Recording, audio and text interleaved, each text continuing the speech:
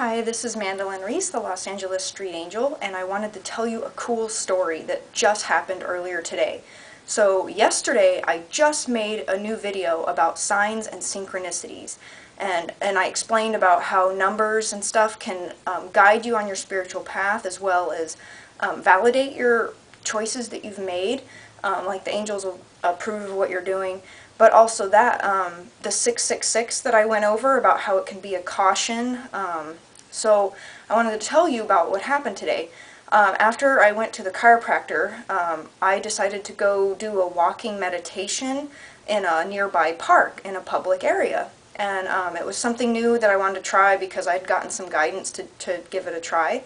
So on my way to this park, as I'm driving, I saw the numbers 666, not once, but twice as I'm driving. One was like a license plate and another one was on like a phone number that was on the side of a truck. And I wasn't thinking any kind of materialistic or money thoughts at the time, so it troubled me a little bit to see the 666 twice, because then, I took that as some kind of a caution and I didn't know what they were cautioning me about. So I go to this park, and when I parked, there were cars around me. There were people sitting in their cars, like an old man was in a car next to me, and a few other people. There was a family out at picnicking nearby. And so I got out, and it looked safe, cars going by and everything.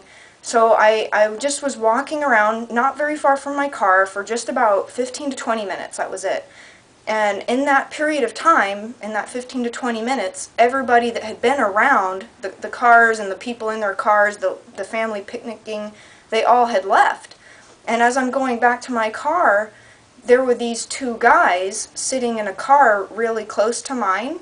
And I don't mean to stereotype or judge when I use this description, but if I were to use one word to describe them, the word gangster comes to mind.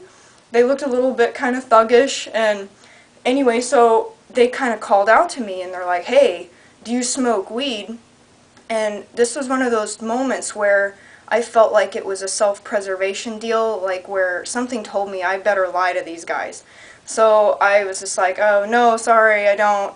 And they're like, "Oh, okay." And so at that very moment, my phone rang, and thank God, like, I grabbed my phone and I didn't recognize the number, and I went ahead and answered it so that I wouldn't have to talk to these guys anymore. And it was like a mystery recording of a Spanish something or other. It was like, I swear the spiritual realm sent me this weird phone call just to cut that conversation off and get me a chance to get in my car.